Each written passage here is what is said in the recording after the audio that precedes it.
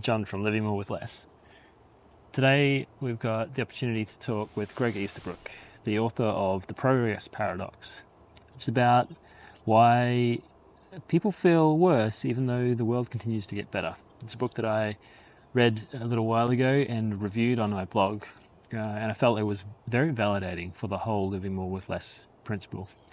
That's not the only book Gregg has written. He has 11 other books to his name, the most recent of which, It's Better Than It Looks, which tries to give cause for why we need to be optimistic and less governed by fear. He's also a prolific journalist, having written for and being a contributed editor at The Atlantic for over 40 years, as well as writing for The New Yorker, Science, Wired, Harvard Business Review, The Washington Monthly, and The Los Angeles Times. So I reached out to Gregg, and he was kind enough to offer us the opportunity for an interview. Let's touch in with Gregg. We're on Zoom and see what he's got to say about the progress paradox 22 years later. Thanks for making the time to talk with us on your Sunday evening. Sure, happy to do so. I read the Progress Paradox. It just showed up actually in my library search when looking for work that was applicable to our project, the Living More with Less project. It was really validating, that what I sensed was maybe wrong or could be better, was well documented, and I really appreciate the research that you put into pulling that together. And I just wonder, in the time that's elapsed since you wrote that, how your perspective has changed. Like, has anything surprised you about the way things have gone or unfolded? My basic perspective hasn't changed. I think the main trend that book proclaimed, I gave a lot of thought to books that super generalize don't have a great track record. So I gave a lot of thought to what generalization can I make. And the generalization I concluded with is that most things get better for most people, and we can expect this to continue. I think that's just as true as it was 22 years ago. I think we don't know what the future holds. I think it's likely to remain true in the future. But if I wrote the book today, of course, many aspects of it would be different. And I would say the key change between now and 2003 is social media. It's a dominant, it didn't even exist in 2003. Yeah. Now it's a dominant factor, not only in many people's lives, it's a dominant factor in the lives for most of the billions of people on Earth. And what is it doing? It's constantly emphasizing what we should be upset and angry about. And it's doing that in a logical, mathematical way. It's not just a coincidence that that's what shows up on your phone. Algorithms are searching based on your clicks for what upset you personally. And they're doing that for all the billions of people on Earth. Every one of the billions of people on Earth has a different thing that upsets them. And the algorithms look for the thing that upsets you personally and delivers it right to literally in front of your face. Some aspects of it are really great. I guess it's greatly convenient that you can be waiting in line at a pharmacy and use Amazon to order toilet paper. I mean, I guess it's pretty convenient. Our smartphones are full of information. My line about this is that a smartphone is a great, convenient, inexpensive way to get information that's wrong. So we're being flooded with that right now, and we're being flooded with new forms of anxiety that are literally close to our faces. There's always been bad news that would make you feel anxious in the newspaper. But when you put the newspaper down the kitchen table and walk to the next room, the newspaper does not get up and follow you to the next room. Your smartphone follows you to the next room. Anything that's wrong, anything that goes bad, anything that will make you personally feel bad, your smartphone follows you with that and broadcasts it quite close to your face. Yeah, so it's become inescapable. I think you wrote about how there was already a trend to just with media that existed at the time, that the world got bigger, so that rather than just being aggrieved when your neighbor was under the threat of harm, now we're upset that someone on the other side of the world is susceptible to harm as well. And I think it's a good point, that emphasis on causing that upset or the distress, and I guess it keeps our attention, right? And often there'll be a solution that involves spending money and keeping the economy going. Right. Yeah. Well, if you think they think about the rapidity of this change. Obviously, modernity has brought with it a lot of rapid changes, mostly but not entirely based on technology. Some of them have been social and cultural as well. But the example that I used in Progress Paradox is, if you were a farmer living in Nebraska 100 years ago, you would have some interest in global grain markets, whatever you were growing, you would be interested in the global market for that. And if you heard in the newspaper that the Germans were on the march in France, you would say, oh, that doesn't sound real good. But otherwise, if you want to know what was going on in India, you'd have to go to the local library and check out a book. If you wanted to know what was happening in, to use the names of that time, Formosa or Malaya, you would have to go to the local library and check out a book. And you would think, oh, this Malaya place, it's so far away from me. How will it ever affect my life? And now you not only know about a terrorist attack in Malaysia 1 minute after it happens, but it feels like it's going to come and get you personally. Yeah. And it's, I think, had a big negative effect on how communication in itself, the more communication, the better, because we fear what we don't know. The more we know about other nations and other people, the better. But it also amplifies our worries and our feeling unhappy in life, even when objectively not every trend, but most trends are pretty positive. Yeah, that actually is a great segue into the second point that I have, is kind of about the whole doom versus reality. That while we're kind of inundated with all of the negativity, it's easy to think that everything is bad in the world, of course. So you wrote in 2018, it's better than it looks. I haven't read it yet. It's not available in my local library as yet. I'm hoping that it will be soon. I don't really like to buy things if I don't have to. And I guess that in light of, putting down the social media and considering the circumstances around us, we can consider that life is pretty good. Like, it's the best that it's been for majority of people, as you said, most people in most of history. I'm a bit concerned, though, about how that perspective could lead to a degree of complacency, around, while it's good, it could certainly be better. And especially for the people who, as you mentioned back then, it's certainly improved still, the billion people who are in the harshest circumstances and face the greatest impacts from the choices made by those who can afford to choose the lifestyle. So I just wonder, for you, like, where you find that point of balance where, there's a reasonable degree to be alarmed about some climate or social matters, but also, not to be so absorbed in it that, you can't function or appreciate life around us. My big point about optimism is that optimism does not mean that you're a Pollyanna or a Dr. Pangloss. It doesn't mean that you're unaware of the problems in the world. The world's full of problems, and there's more problems coming, I can promise you. You can still be an optimist in this sense. Optimists believe that problems can be overcome. Yeah. Pessimists believe that problems will defeat us. Optimists believe that reforms will work and we can win. And that's the basic difference in my mind between pessimism and optimism. And if you look in the past, in the book, the 2018 book you just mentioned, It's Better Than It Looks, has a section looking at claims of the past, at the optimistic and the pessimistic view. In every case, the optimistic view turned out to be correct. Now, that's no guarantee that the pessimistic case won't be right at some point in the future, especially with nuclear war. If nuclear war happens, that's the end. But I think with almost everything, including climate change, if we take the right steps, we'll get an optimistic result. Climate change is definitely real and it's scientifically confirmed. It's been hyped for various sales pitch reasons as a threat to cause human extinction, which is just kind of crazy. The climate's been changing ever since mammals have existed. The climate will always be changing. Now, if there's a nuclear war, I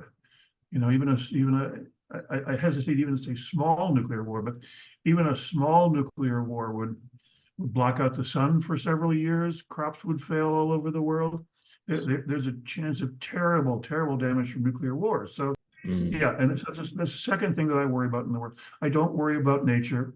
I think humanity is largely in the process of overcoming nature. And there's some, you can object to that philosophically, I suppose.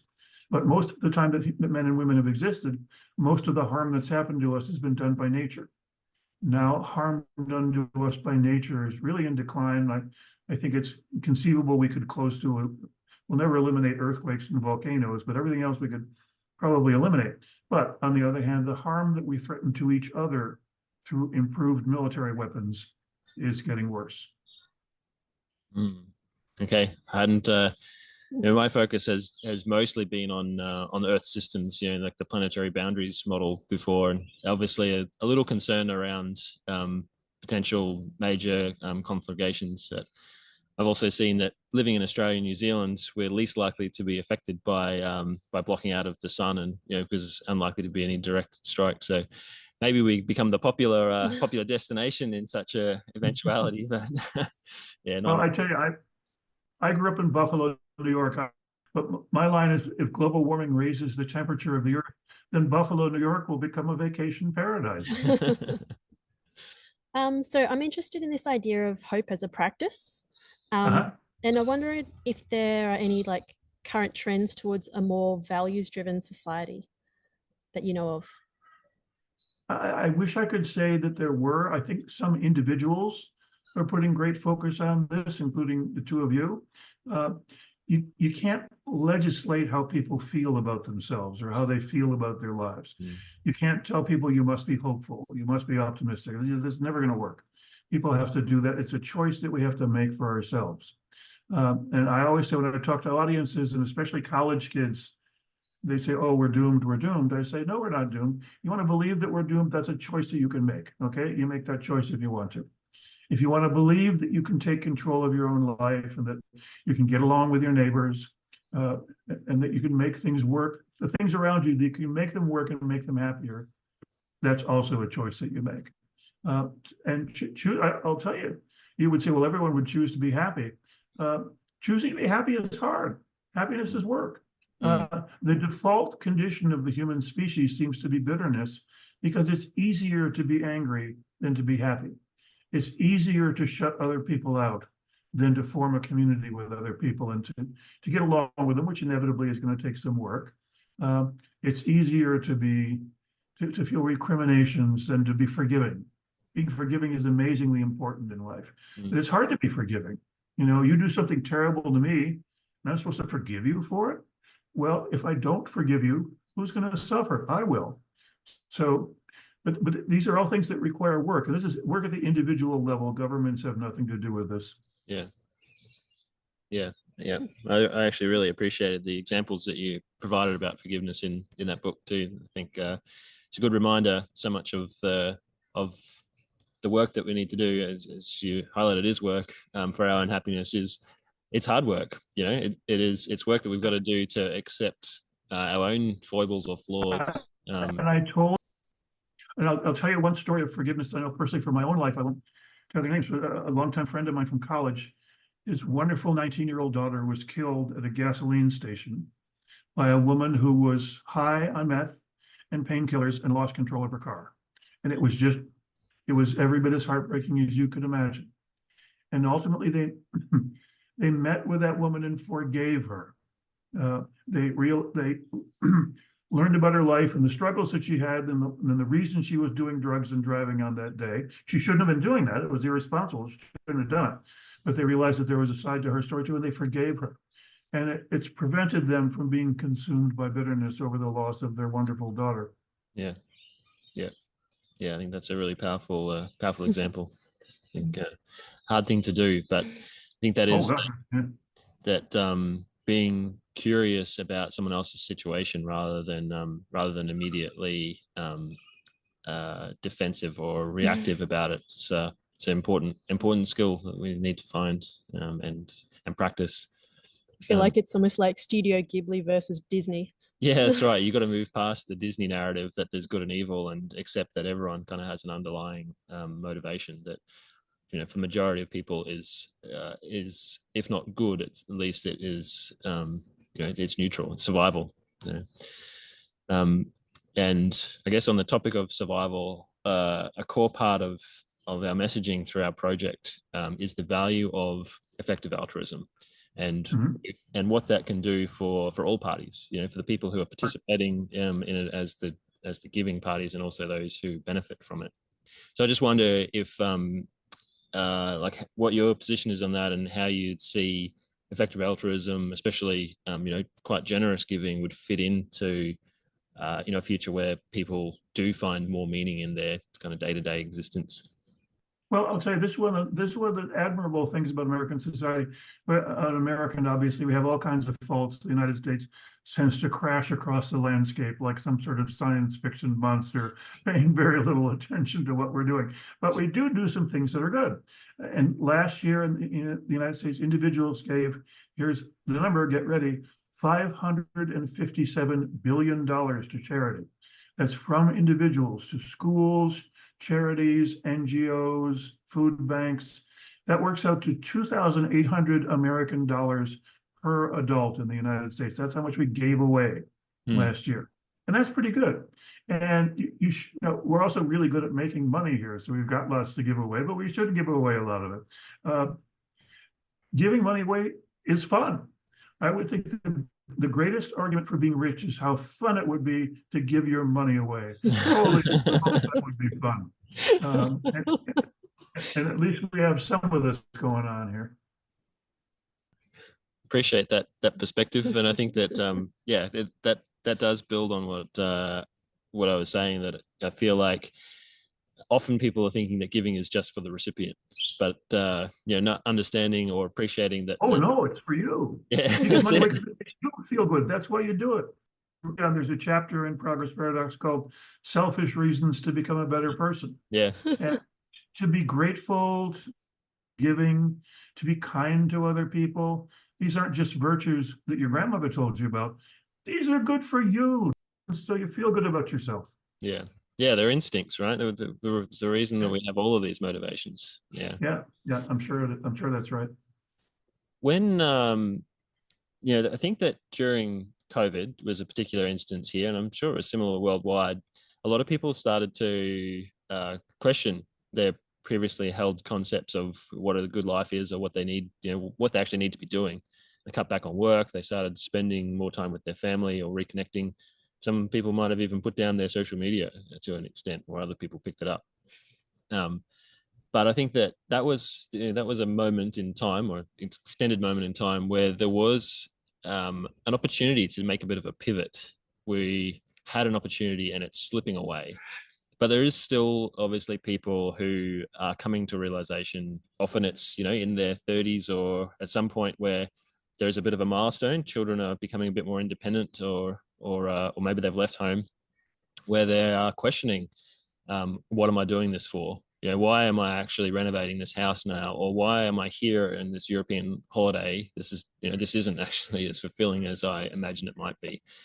So for people who are just kind of arriving at that crossroads for the first time, or maybe the first time since COVID, what advice would you have for them about how they could consider their path forward? First, I would say that it's very important to be cognizant of the boundary between what you need and what you want. You need a house. So everybody needs some place to live. Everybody needs food and clothing and medical care. You need those things. You want a big house. You want a fancy car. You don't actually need it. And if you structure your life around, well, if I get this really nice, huge SUV, it's not going to make you feel happy. It's just the Ralph Emerson 200 years ago famously said, "Things are in the saddle and they ride mankind." Your beautiful SUV may look great in the driveway. You're not going to be riding in it. It's going to be riding on top of you, because it's going to control your financial life. And I think in the last couple of, I would say the last generation, people have begun to feel more insecure about the global economy. I actually don't. I feel like the global economy is probably going to be okay. I can't prove to you that it's going to be okay, but I think it's probably going to be okay. But when people feel insecure, their response may be, I got to make money now while I can make it. I got to make money now while I can make it, because who knows what the world will be like in 5 years. Almost everybody has to do some amount of gainful employment. We can't get around it. But if you focus your life around your office or your work or whatever, unless you're a concert pianist, you're probably not going to be real happy. What you need to focus your life around is the people who are close to you, family, friends, or who are physically close to you, who are your neighbors, who live in the community that you're in. The war in Ukraine is terrible. There's nothing any of us can do about the war in Ukraine. The healthcare system in the United States needs big reform. There's nothing I can do to reform the healthcare system in the United States. I can be kind and outgoing to the people, to my family, and to the people who are immediately around me. And that's very fulfilling. If you feel like, I'm lost in life, life is not fulfilling, not in every case, certainly not in every case, but I would say in a lot of cases, the answer to that is right in your own community. You just have to discover that it's there. And then you will find fulfillment.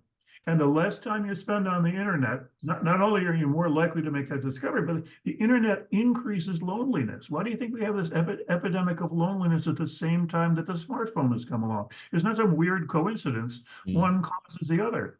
So, put the phone in your pocket and go meet your neighbors. It's funny that you say that, because that was the conclusion that we came to, and it was an exercise that we just did this weekend. So yeah.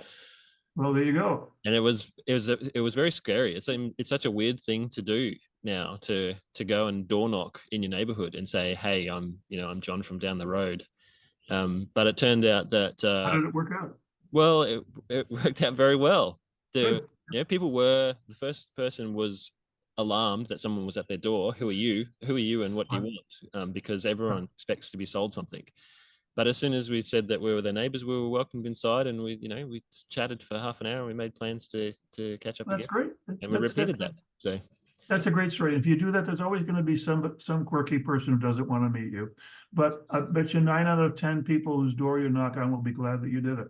Yeah, I think so. And I guess if that inspires others to do the same, then great. Like there's so much, as you say, that can be done just in our local, just within our reach.